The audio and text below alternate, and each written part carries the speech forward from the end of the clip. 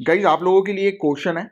बताइए कि एक एमपी या एमएलए, राइट, एक एमपी और एमएलए, राइट, आप मुझे ये बताएं कि इन दोनों को अगर सस्पेंड किया जाए तो मैक्सिमम टेन्योर इनके सस्पेंशन का कितना होना चाहिए। मैक्सिमम टेन्योर मैंने पूछा है कि मैक्सिमम कितने समय तक एक एमपी और एमएलए को सस्पेंड किया जा सकता है। तो उसी पर ही बेस्ड ये टॉपिक है गाइज। 12 महाराष्ट्र के बीजेपी के एमएलए ये सुप्रीम कोर्ट के पास गए। किसके अगेंस्ट? 1 साल से इनको सस्पेंड करके रखा था असेंबली से। 1 साल से, 1 ईयर से ज्यादा का समय हो गया, इनको असेंबली से बाहर रखा गया, सस्पेंड किया गया। तो इसलिए ये ऑनरेबल सुप्रीम कोर्ट पहुंच गए। और अभी लेटेस्ट सुनवाई के दौरान सुप्रीम कोर्ट ने ऑब्जर्व किया कि यार इस प्रकार से पूरे पूरे साल के लिए एक एमएलए को सस्पेंड करना असंवैधानिक है, अनकॉन्स्टिट्यूशनल है। और एमएलए को सस्पेंड किया गया था मिसबिहेवियर के लिए, और पूरे साल के लिए सस्पेंड करना तो एक बहुत लंबा पीरियड है, राइट। और आर्ग्यू जो है वो क्या किया सस्पेंडेड एमएलए ने? तो जुलाई 2021 में Maharashtra parliamentary affair minister Anil Parab, इन्होंने एक रेजोल्यूशन लेकर आए जिस रेजोल्यूशन के तहत 12 बीजेपी के एमएलए को सस्पेंड कर दिया गया, निलंबित कर दिया गया। एमएलए ने यह आर्ग्यू किया कि सस्पेंशन सिर्फ और सिर्फ प्रिसाइडिंग ऑफिसर ही दे सकते हैं, पीठासीन अधिकारी ही सस्पेंड कर सकते हैं, राइट। सिर्फ और सिर्फ पीठासीन अधिकारी ये ही सस्पेंशन ऑर्डर जो है वो जारी कर सकते हैं। ये हाउस का रूल्स जो है वो कहता है। और पेटिशन जो सबमिट हुई और उसमें यही चीज कहा गया कि सस्पेंशन जो है वो ग्रॉसली आर्बिट्ररी और डिसप्रपोर्शनेट है, मतलब कि बेहद मनमाना और असंगत निलंबन है ये, राइट। और चैलेंज जो है गाइस ये मेनली किस आधार पर बताया गया? Grounds of denial of principle of natural justice and violation of laid down procedure. मतलब इन्होंने ऑनरेबल सुप्रीम कोर्ट को कहा है चैलेंज करते हुए, निलंबन के खिलाफ जो चुनौती दी है वो मेनली इस पर्पस के लिए दी है कि प्राकृतिक न्याय के सिद्धांत को नकारा गया है और निर्धारित प्रक्रिया जो है उसका उल्लंघन किया गया है। मतलब कि जो प्रोसीजर्स होते हैं सस्पेंशन के, तो उसका उल्लंघन हुआ है। मतलब कि प्रोसीजर के थ्रू सिर्फ और सिर्फ प्रिसाइडिंग ऑफिसर ही एक मेंबर को सस्पेंड कर सकते हैं, बट यहां पर रेजोल्यूशन के माध्यम से 12 मेंबर्स को महाराष्ट्र के अंदर सस्पेंड किया गया है। और 12 एमएलए का कहना यह है कि उन्हें इवन अपॉर्चुनिटी तक नहीं दी है कि उनका केस रखने की, मतलब कि उनको अपना पक्ष रखने का अवसर ही नहीं दिया गया। और सस्पेंशन ने वॉयलेट किया है fundamental right to equality before law, जो कि आर्टिकल 14 के अंदर आता है। अनुच्छेद 14 के तहत विधि के समक्ष समानता के मौलिक अधिकार का उल्लंघन किया है इस निलंबन ने, सस्पेंशन ने। ये पूरा केस था जिसको मैंने भी आपको बताया। बट आपको यह समझना जरूरी है कि प्रोसीजर्स क्या फॉलो किए जाते हैं एक एमएलए को सस्पेंड करने के लिए। बहुत ध्यान से इस टॉपिक को समझिएगा। तो rules 53 Maharashtra legislative assembly rule का ये पावर देता है सस्पेंड करने की, और ये पावर दी जाती है सिर्फ और सिर्फ स्पीकर को, only to be exercise by the speaker. ये पावर सिर्फ और सिर्फ पीठासीन जो अधिकारी हम लोग को देखने को मिलते हैं वो ही, या फिर अध्यक्ष जो हम लोग को देखने को मिलते हैं स्पीकर, सिर्फ उन्हीं के पास पावर होती है जो सस्पेंड करने की। इवन रेजोल्यूशन के माध्यम से भी वोट नहीं किया जा सकता सस्पेंशन के लिए, राइट। तो ये चीज भी क्लियरली रूल्स के अंदर मेंशन है। साथ ही साथ रूल नंबर 53 क्या कहता है कि स्पीकर डायरेक्शन दे सकते हैं किसी भी मेंबर को, यानी कि अगर कोई मेंबर जो है उनके ओपिनियन में उनको ऐसा लगता है कि वो सही तरीके से बिहेव नहीं कर रहा, उसका व्यवहार जो है वो खराब है, राइट, ठीक नहीं है, तो उनको तुरंत स्पीकर कह सकते हैं कि आप हाउस से जो है वो चले जाइए, इमीडिएटली बाहर चले जाइए, बाहर निकल जाइए। तो उनको निर्देश दे सकते हैं अध्यक्ष हाउस के। और मेंबर को जो है वो तुरंत अपने आप को एब्सेंट कर लेना होता है reminders day of the meeting के लिए। मतलब देखिए इसके अंदर दो चीजें हैं, ये चीज बहुत ध्यान से सुनिए जो मैं आपको बताना चाह रहा हूं। एक स्पीकर क्या कर सकते हैं, उनको तुरंत आदेश देंगे कि आप निकल जाइए हाउस से, तो वो क्या करेंगे, वो अपने आप को एब्सेंट कर लेंगे reminder day of the meeting से। फर्स्ट पॉइंट, मतलब कि जैसे फॉर एग्जांपल ये सुबह सुबह आए और इन्होंने हाउस के अंदर 1 घंटे के बाद इन्होंने बदतमीजी करी, तो स्पीकर ने बोला कि आप प्लीज यहां से बाहर चले जाइए, तो वो उठ के जो है वो चले जाएंगे। वो यानी कि पूरे दिन के लिए अपने आप को एब्सेंट कर रहेंगे, बट वो नेक्स्ट डे फिर आ जाएंगे। बट अगर स्पीकर कहते हैं कि आप फलाना इतने दिनों के लिए चले जाइए, लेट्स से कि उनको कह दिए कि आप 10 दिन के लिए हाउस में मत आइएगा, तो उन्हें ये फॉलो करना पड़ेगा, उन्हें अपने आप को 10 दिन के लिए हाउस से एब्सेंट करना होगा, राइट। तो ये रूल्स कहता है, ये नियम कहता है। और नियम ये भी कहता है कि जो सेशन जो हम लोग को देखने को मिलता है, यानी कि एक बार का जो सेशन, जैसे कि आप जानते हैं कि 3 सेशंस हम लोग को देखने को मिलते हैं, right. Budget session, right, monsoon session, winter session, पता नहीं वाली बात आप लोगों को। तो इस दौरान ये कहा गया है कि जो एक सेशन जब तक एंड नहीं होता है, जो पनिशमेंट जो होनी चाहिए सस्पेंशन की, वो एक सेशन के एंड से मैक्सिमम पीरियड की नहीं होनी चाहिए। मतलब कि एक सेशन जब खत्म हो रहा है, राइट, तो उससे ज्यादा के सस्पेंशन की आपको वो नहीं देनी है, पनिशमेंट नहीं देनी है। सो जो मैंने आपको समझाया, ये सेम चीज आपको थ्योरी में भी मिलेगी कि स्पीकर जो है वो डायरेक्शन दे सकते हैं किसी मेंबर को एब्सेंट होने का, राइट, एक पर्टिकुलर पीरियड ऑफ टाइम के लिए। बट ये चीज ध्यान में रखनी है कि वो पीरियड ऑफ टाइम जो है वो हाउस के सेशन के रिमाइंडर डे से ज्यादा नहीं होना चाहिए। हाउस के सेशन के रिमाइंडर डे से, बचे हुए दिन से ज्यादा नहीं होना चाहिए, राइट। और किस प्रकार से स्टेट गवर्नमेंट जो है उसने मतलब डिफेंड किया है इस पर्टिकुलर मूव को, तो आर्टिकल 212 इसके तहत कहा है स्टेट गवर्नमेंट ने कि कोर्ट के पास कोई भी अधिकार नहीं है, कोर्ट का क्षेत्र अधिकार ये नहीं है कि कोर्ट किसी भी प्रकार से लेजिस्लेचर की प्रोसीडिंग को इंक्वायर करे। मतलब कि अदालतों को विधायिका की कार्रवाई की जांच करने का अधिकार नहीं है अनुच्छेद 212 के तहत। मतलब क्लियरली स्टेट गवर्नमेंट ये कह रही है कि कोर्ट जो है वो आप इससे दूर रहें, क्योंकि आपका क्षेत्र अधिकार जो है वो जो लेजिस्लेचर जो है उसकी कार्रवाई का नहीं है।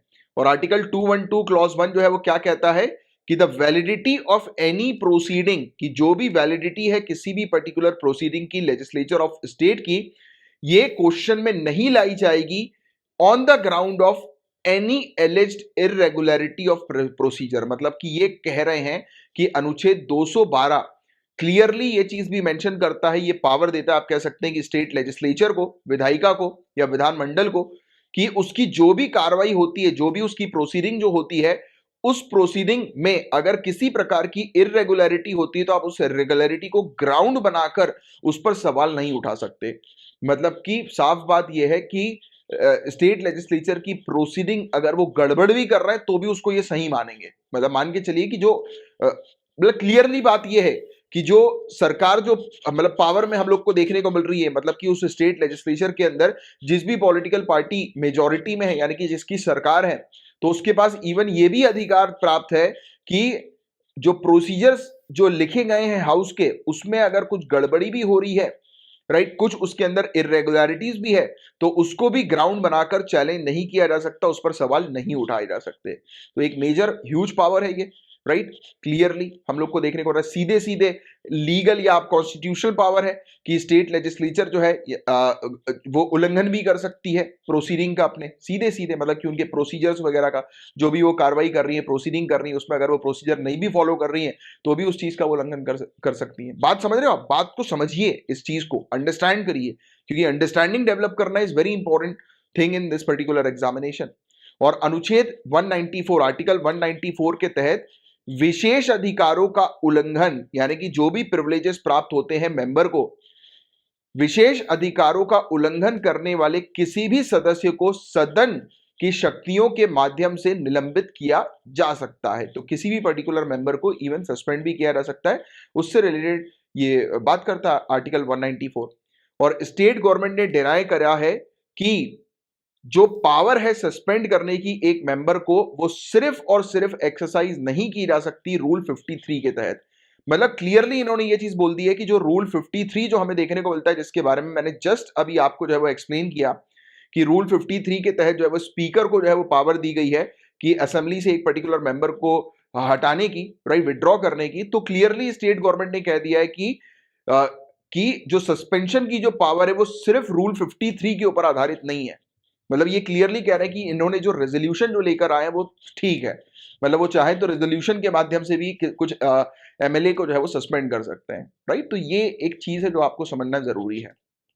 फिर इस पर ऑनरेबल सुप्रीम कोर्ट ने भी चिंता व्यक्त करी है, करनी ही चाहिए चिंता व्यक्त, और ये नॉर्मल सी बात है कि यार आप एक एमएलए को अगर दूर रख रहे हो इतने लंबे पीरियड के लिए, राइट, और एमएलए कौन है? वो कॉन्स्टिट्यूएंसी से चुना गया है, वो लोगों का रिप्रेजेंटेटिव है, तो ऑनरेबल सुप्रीम कोर्ट ने तक कहा है कि आप एमएलए को पनिशमेंट नहीं दे रहे हो, बल्कि आप उस पूरी कॉन्स्टिट्यूएंसी को पनिशमेंट दे रहे हो, क्योंकि आप उस कॉन्स्टिट्यूएंसी से चुनकर ही वो एमएलए आया है। Getting my point?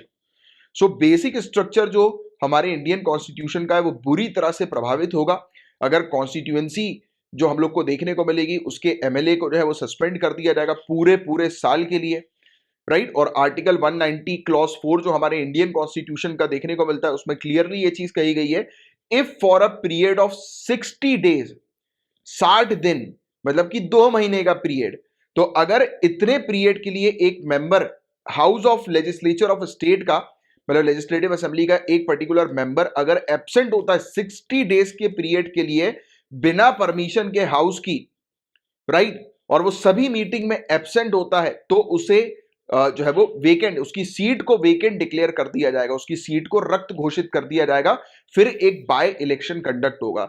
मतलब सेक्शन 151 ए जो रिप्रेजेंटेशन ऑफ पीपल एक्ट 1951 का हमें देखने को मिलता है, वो ये कहता है कि जो उसकी सीट को जैसे ही वेकेंट करेंगे तो उसके बाद एक बाय इलेक्शन कंडक्ट करवाया जाएगा उसकी सीट को भरने के लिए, और ये इलेक्शन जो कंडक्ट होगा वो 6 महीने के अंदर अंदर होना चाहिए। जिस दिन उसकी सीट को खाली कर दिया उसके 6 महीने के अंदर अंदर इलेक्शन करवा के उस सीट को भरना है।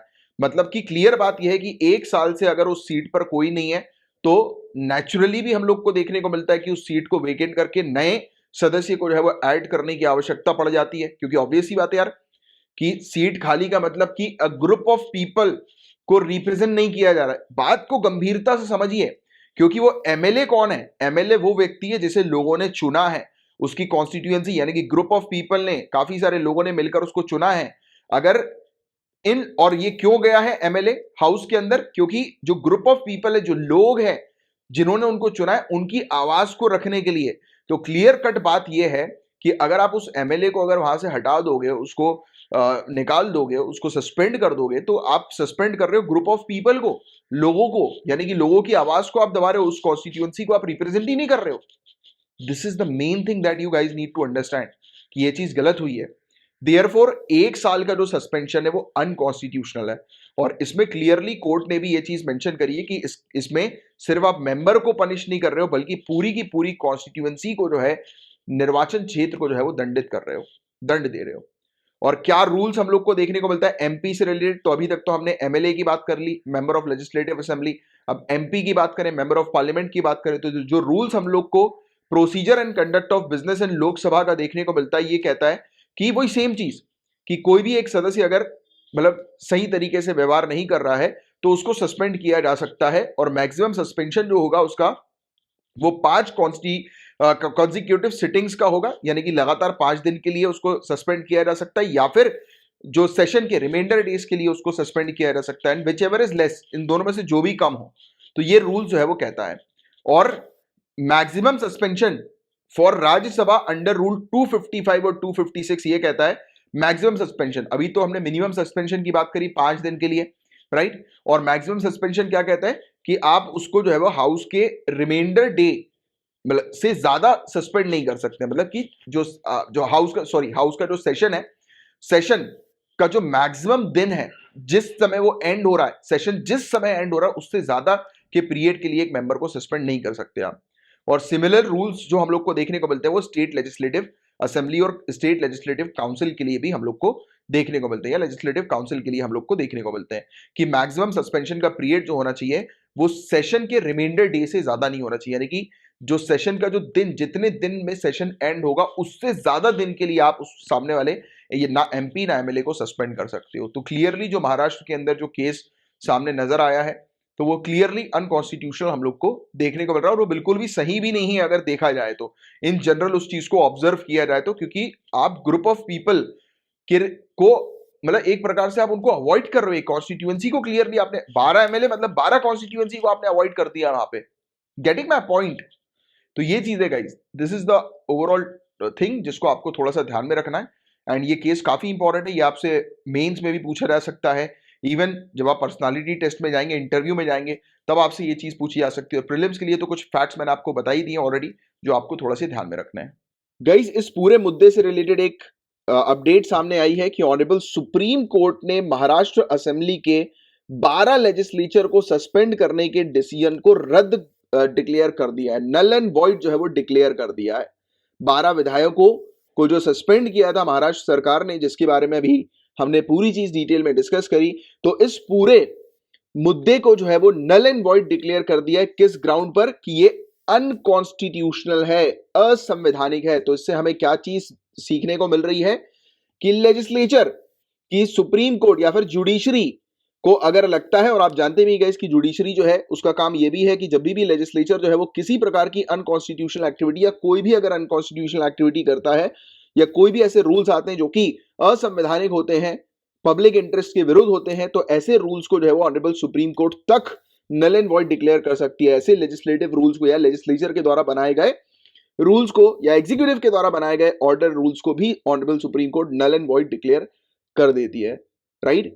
तो ये एक बड़ा बड़ा अपडेट है जो कि आपसे एग्जाम में पूछा जा सकता है कि अगर एक लेजिस्लेटिव असेंबली अगर किसी प्रकार की कोई ऐसी एक्टिविटी करती है जो कि या ऐसे ऑर्डर रूल्स बनाती है, राइट, या फिर अपने मेंबर्स के लिए भी ऐसे ऑर्डर पास कर देती है, जैसे कि अभी सस्पेंशन का ऑर्डर था, राइट, जो कि अनकॉन्स्टिट्यूशनल अगर साबित होता है, तो क्या उसे ऑनरेबल सुप्रीम कोर्ट उस पर डिसीजन ले सकती है? तो बिल्कुल डिसीजन ले सकती है उस पर। आप अगर मेंस में आ जाए तो आप ये जरूर एग्जांपल जो है वो मेंशन करिएगा।